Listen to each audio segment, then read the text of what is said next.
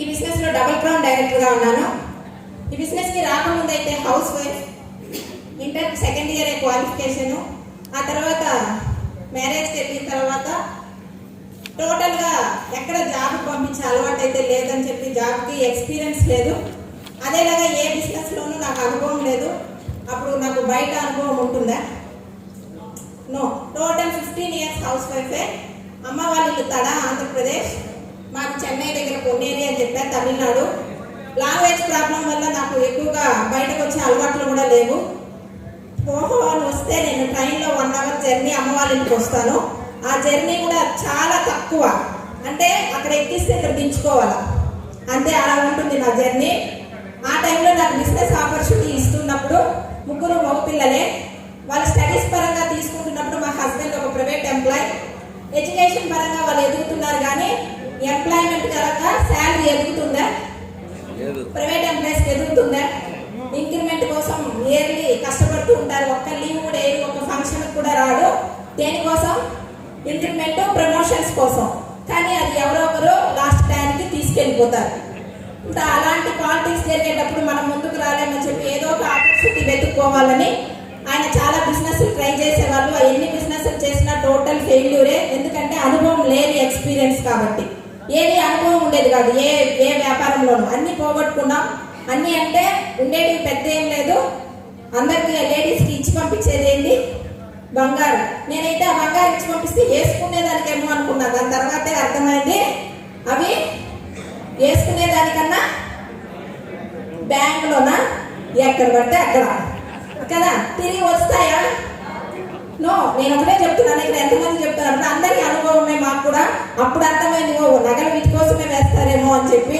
ఆ విధంగా వాటి జోలికైతే అసలు ఎప్పుడు వెళ్ళింది లేదు. వెస్టేజ్ ఆపర్చునిటీ వచ్చినప్పుడు మా హస్బెండ్కి ఓమన్ లో జాబ్ వచ్చింది. అది ఒక్కటే అనుకున్నా 1 lakh సంపాదించేదానికి ఆప్షన్ ఏంటంటే, ఒకటి బయట విదేశాలకు వెళ్ళాలా, బాగా చదువు ఉండాలా, సాఫ్ట్వేర్స్. అలా లేదు అన్నప్పుడు విదేశాలకు వెళ్తే 1 lakh వస్తుందని ఆయన ఓమన్ కంట్రీకి వెళ్ళినప్పుడే వెస్టేజ్ ఆపర్చునిటీ నాకు వచ్చి చెప్పేటప్పుడు ఆయన అక్కడికి వెళ్ళారని చాలా స్ట్రెస్, ఫోలిక్ ఐరన్ అవన్నీ తక్కువ ఉండడం వల్ల నేను సప్లిమెంట్స్ గా చూసి తీసుకున్నానే, కానీ అప్పుడు కూడా అవకాశం చూడలేదు. ఎందుకంటే నన్ను బయట పంపించారు. నేను క్లియర్ ఉన్నాను ఆ విషయంలో. అందుకని సప్లిమెంట్స్ తీసుకున్నా, నాకు బాగా నచ్చాయి. వెంటనే నాకు తెలియకుండానే నేను మన ప్రోడక్ట్స్ ఏం చేస్తాయంటే మనకు తెలియకుండానే మన ఉండి షేర్ చేపిస్తాయి. అవునా కదా? అలాంటి ఎక్స్పీరియన్సే షేర్ అయింది. నాన్న వాళ్ళకి అమ్మ వాళ్ళకి మంచి రిజల్ట్ వచ్చింది. దీంతో నాకు చిన్న చిన్న ఇన్కమ్స్ వచ్చేది. ఎంతైనా లేడీస్కి అయితే ఎక్కడ కొంచెం ఆఫర్స్ ఉంటాయో, ఎక్కడ తక్కువ ఉంటుందో అక్కడ వెళ్ళి వెతుకుతూ ఉంటాం కదా. అలాగా ఓకే ఆఫర్స్ వస్తున్నాయి కదా అని చెప్పి తీసుకోవడం స్టార్ట్ చేశా. ఇలాంటి మీటింగ్స్ పిలిచినప్పుడైతే మా ఆచారంలో మీటింగ్స్, ట్రైనింగ్స్ పంపించరక్క. మేము వాటికంతా రాము. గుళ్ళకి వెళ్తాం, ఎవరి ఇంట్లలో అయితే ఫంక్షన్లకు అయితే ముందు రోజే వెళ్తాం, కానీ మీటింగ్ అంటే రాము. ఎందుకంటే మనకు అలవాటు లేని ఒక విషయం కాబట్టి. ఆ విధంగా మీటింగ్ ట్రైనింగ్ కి 1.5 year పిలిచిన, నాకు ఈ బిజినెస్ పరిచయం చేయించిన రేణు అక్కకి ఈ టైంలో నేను థ్యాంక్స్ చెప్పుకుంటున్నా. అంత ఓపిక మీకుందా? 1.5 year ఒక్క లీడర్ని పిలిచే ఓపిక ఉందా? కానీ ఆమె పిలిచింది. ఒక్కరోజు ఏదో దయదరించి వెళ్ళి కూర్చున్నా. ఆ రోజే నా జీవితానికి డిసైడ్ చేసిన రోజు అవార్డ్ ఫంక్షన్. ఈ రోజు మీరు ఎవరైనా ఇక్కడ ఫస్ట్ మీటింగ్ అటెండ్ చేశారో మీరు ఖచ్చితంగా డిసైడ్ అయితే ఇదే ప్లేస్ లో మీరు ఉంటారు. అలాగే ఈ బిజినెస్ ని స్టార్ట్ చేశా. 375 రూపీస్ తో ఇన్కమ్ స్టార్ట్ అయింది. అలా పెరుగుతూ 63,000కి వచ్చింది కోవిడ్ కి ముందు. కోవిడ్ స్టార్ట్ అయిన తర్వాత ఇంకా బయటకు వెళ్ళే ఛాన్స్ లేదు, ఈ బిజినెస్ జీరో అయిపోద్దేమో అనే టైంలో ఆన్లైన్ బిజినెస్ గా తీసుకొచ్చారు. చాలా మంది మీ ఆయన పంపిస్తున్నాడు, నన్ను మా ఆయన పంపించడం లేదు అన్న వాళ్ళకి జూమ్ లింక్ ఏమైంది? ఇంట్లోనే కూర్చొని లింక్ ఓపెన్ చేసాం, సీరియల్స్ కట్ చేసాం. చాలా వరకు అక్కన పక్కన మాట్లాడడం, ఫోన్ కాల్స్ మాట్లాడడం, టోటల్ ఇవే సాక్రిఫైస్ చేశా. ఇంకేం చేయాల? ఇలాంటి చిన్న చిన్న ఫంక్షన్స్ కంతా సాక్రిఫైస్ చేశా. అలాంటివి చేసిన దానివల్ల 1 lakh దాటింది, 2 lakhs అయింది. ఇప్పుడు నా ఇన్కమ్ 3.5 lakh.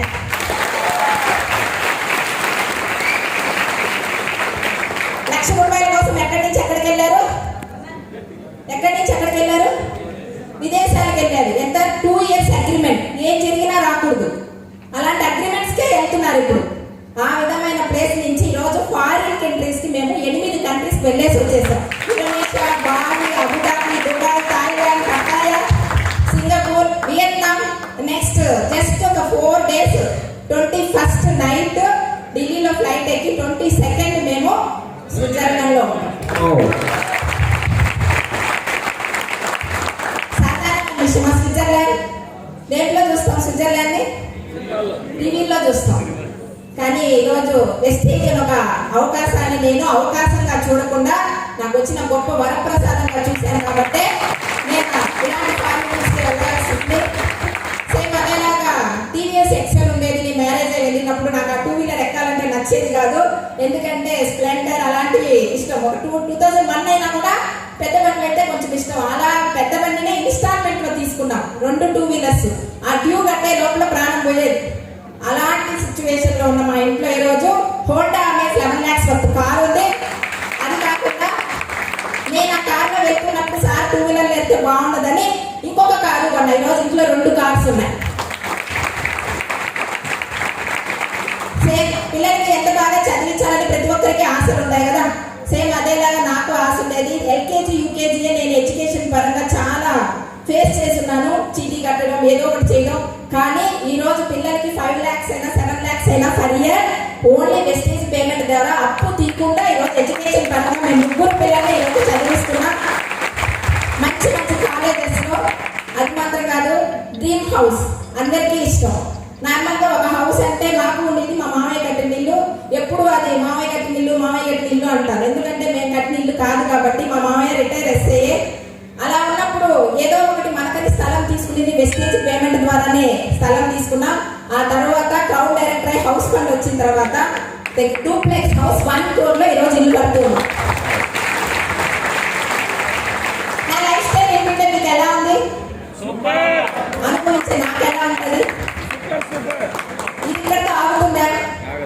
కేవలం నా కోసం 10,000 నా హస్బెండ్ కి సపోర్ట్ చేద్దామని వచ్చిన నేను ఈ రోజు నా ద్వారా ఎన్నో కుటుంబాలలో ఈ రోజు దీపం వెలిగిస్తున్నా. అమ్మ ఏదైనా పండగ దీపం పెట్టేసుకునే ఎల్లు అంటే కూడా చాలా మందిలో నేను దీపం పెడుతున్నానమ్మా, ఇది ముఖ్యం కాదని ప్రతి ఫెస్టివల్ ని నాకున్న టైంలో నేను దేవుని పూజ చేసుకొని నేను రోల్ చేస్తూ వస్తున్నా. అలాంటి చిన్న చిన్న విషయాలు సాక్రిఫైస్ చేసుకుంటూ ఒక లేడీగా నేను చేయగలిగాను అంటే మీ వల్ల కాదా? డిసైడ్ చేయండి. ప్రతి ఒక్కరూ ప్రతిరోజు చేయాల్సిన పని అలవాటు చేసుకోవాలి. బిజినెస్ ని డిసైడ్ చేసుకోవాలా. అప్లైన్ తో కమ్యూనికేషన్ ఉండండి. అప్లైన్ దగ్గర నేర్చుకున్న విషయాలు డౌన్ లైన్ కి షేర్ చేయండి. మీటింగ్స్, ట్రైనింగ్స్ అంటే పిచ్చి పట్టినట్టు వచ్చి కూర్చోవాలి. మిమ్మల్ని ఎవరు కొట్టకూడదు. సెల్ఫ్ మోటివేషన్ ఉండాలి. మన పిల్లల మీద మనకి వాళ్ళ డ్రీమ్స్ మన దగ్గర ఫుల్ఫిల్ అవుతాయని తెలిసి కూడా ఇంకొకరు మనల్ని మోటివేట్ చేయాలా? సెల్ఫ్ మోటివేషన్ ఉంటుందా? అలా మీ పిల్లల్ని మీరు చూస్తే మీకే సెల్ఫ్ మోటివేషన్ ఉన్న ఎవరైతే ఉన్నారో వాళ్ళందరూ వెస్టేజ్ లో గెలిచినారు. ఇలాగా నన్ను ఒకరితో మాట్లాడాలంటే కూడా నాకు చాలా భయం. నన్ను ఒక 10 years బిఫోర్ చూస్తే ఇలా కాదు, కానీ ఈ రోజు నేర్చుకుంటూ ముందుకు వచ్చాను. అలాంటి నన్ను రెడీ చేసిన మా గ్రేట్ అప్లైన్ తిరుమలయ్య సార్కి, మెంటర్ ఆర్ఎస్ రాజన్ సార్కి, నన్ను ఇంత దూరం చాలా త్యాగాలు చేసుకుంటున్నా, మా హస్బెండ్ కి సపోర్ట్ చేసుకుంటూ నేను ఇంకా ముందుకు వెళ్తున్నా. మీ అందరూ ముందుకు రావాలని కోరుకుంటున్నా. Wish you all the best leaders. Thank you very much.